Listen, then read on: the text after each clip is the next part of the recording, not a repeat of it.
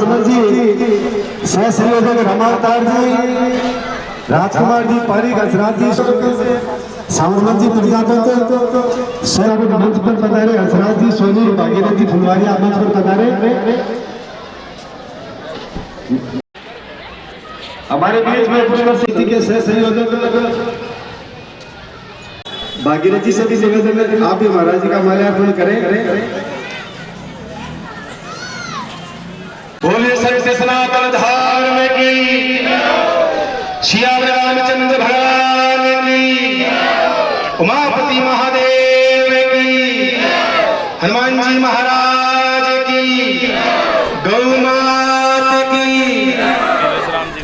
सबसे पहले तो मेरा आप सबसे आग्रह है कि जो अलग अलग खंड खंड हो हुए हमारे जितने लोग खड़े हैं, अलग अलग अलग अलग अलग हम लोग एक ही बात कहते हैं कि बटेंगे तो कटेंगे, लेकिन यहाँ हमें देख रहा हूँ मैं अलग अलग आप लोग खड़े हैं दूर दूर दूर दूर। मैं चाहूंगा सभी लोग एक बार नजदीक आ जाइए। भगवान श्री राम जी के जन्मोत्सव की बहुत बहुत शुभकामनाएं, ढेर सारी आप सबको बधाई। भगवान राम के प्राकट्य महोत्सव की सभी को शुभकामनाएं। एक समय था, एक जमाना था जब भगवान राम के अस्तित्व के ऊपर हमारे को 500 साल की लड़ाई करनी पड़ी। भगवान राम धरती पर हुए हैं, भगवान राम का जन्म हुआ है अयोध्या की धरती पर। इस बात को सिद्ध करने के लिए बाकी यहाँ की अदालतें भगवान राम को काल्पनिक मान करके बैठी थी। आप सब जानते हैं 500 साल की लड़ाई तब जाकर के सिद्ध हुआ है कि भगवान राम इस धरती पर हुए हैं और भगवान राम भूत है, भगवान राम वर्तमान है और भगवान राम भविष्य है। हम सब सनातनियों ने ये करके दिखाया, आपके संगठन ने करके दिखाया, आपकी ताकत ने करके दिखाया कि भगवान राम के बगैर यहाँ पत्ता भी नहीं हिलता है। राम के बगैर कण कण में राम है, अणु अणु में राम है, परमाणु परमाणु में राम है। ये हमने सिद्ध किया है और आज हमारे राम लल्ला जो है अयोध्या मंदिर में विराजमान है। ये हम लोगों का सौभाग्य, इसके सौभाग्य है। आज रामनवमी मना रहे हैं। हकीकत देखा जाए, सच देखा जाए तो रामनवमी मनाने की हमारे को आनंद जो है भगवान राम के लल्ला के विप्रदेह सुरसंहित लीन मनुज अवतार, विप्रदेह सुरसंहित लीन मनुज अवतार, निज इच्छा निरंजनो माया गुण व्यापार।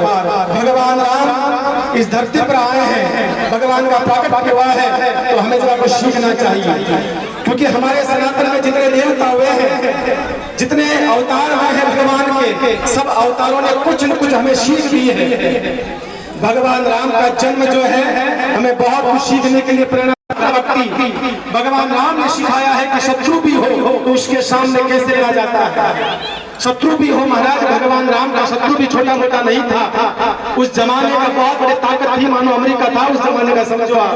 रावण की छोटी मोटी ताकत नहीं थी। उस रावण के सामने भी बिना शस्त्र के भगवान निकले हैं वहां से और रावण को जीत करके आए।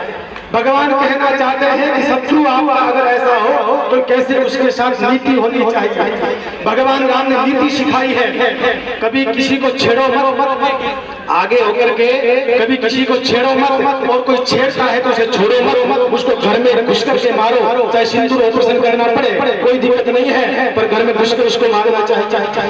भगवान ने ये भी सिखाया है, भगवान ने मैंने सिखाई है। भगवान ने कहा देखो बिना क्रांति के शांति संभव नहीं है, बिना क्रांति के शांति संभव नहीं है।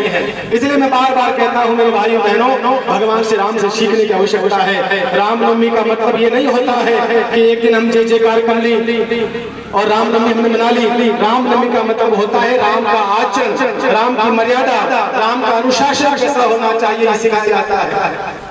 इसलिए कहता हूँ धरती कोई सारा धरती नहीं है, ये वंदन की भूमि है, ये अभिनंदन की भूमि है, ये अर्पण की भूमि है, ये तर्पण की भूमि है। यहाँ की नदी नदी गंगा है और कंकर कंकर। बोलिए ना, आप तो ऐसे खड़े हो बैठे हो जैसे कि गिरफ्तारी वारंट से आप आए हो। अरे राम जी का जन्मोत्सव है, आपको खुश होना चाहिए, प्रसन्न होना चाहिए। यहाँ की नदी नदी गंगा है करके सुनेगा, उसमें से भी आवाज आएगी भारत माता की। ऐसे तो आवाज आने वाली नहीं है। भारत माता की विद्वान हमारे ऐसे कवियों ने बताया है लिख करके, हमारे भीतर और तेज उन्होंने पुरोहित किया है हमारे भीतर। ये आपके मस्तक पर जो भगवा पगड़ी लहरा रही है, ध्यान रखना मेरे साथियों, ये भगवा पगड़ी कोई साधारण पगड़ी नहीं है। ये मत सोचना कि एकदम अच्छा दिखेंगे, थोड़ा लुक अच्छा दिखेगा, दिखने में ठीक लगेंगे हमारा चेहरा, इसलिए नहीं है। भगवा पगड़ी का मतलब होता है जिम्मेदारी, पगड़ी का मतलब जिम्मेदारी होता है। आपके ऊपर जिम्मेदारी है बहन बेटी की रक्षा करना, आप पर जिम्मेदारी है गौ माता की रक्षा करना, आप पर जिम्मेदारी है इस तिलक की रक्षा करना, इस चोटी की रक्षा करना। ये आप कर्तव्य है, ये जिम्मेदारी है, ये हमें समझना चाहिए। पहले के जमाने में कोई घर का मुखिया चला जाता था, उसके मरने के बाद घर के बड़े बेटे को पगड़ी पहने जाती थी। पगड़ी रिवाज है नहीं है? बोलिए तो सही, पगड़ी पहने जाती है ना बड़े बेटे को। पगड़ी का मतलब नहीं है कि माता बहनों तो बोलो ना आप तो काशी मथुरा वृंदावन ने एक साथ हुंकार भरी है, कहो गर्व से हम हिंदू हैं, हिंदुस्तान हमारा है।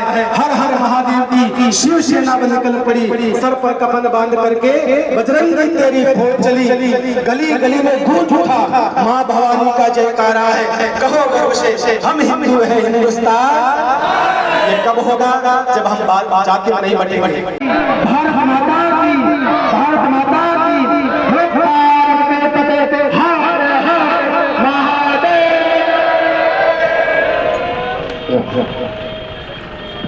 स्वागत करें। यात्रा में काफी विलंब हुआ है, उसके लिए सभी से क्षमा प्रार्थी है। एक बार सभी झांकियों में जो भी कार्यकर्ता उनसे आग्रह की ट्रैक्टरों का प्रबंधन करें। ये जो ट्रैक्टर खड़े हैं किन झांकियां रहेगी, कार्यकर्ताओं से एक बार निवेदन है,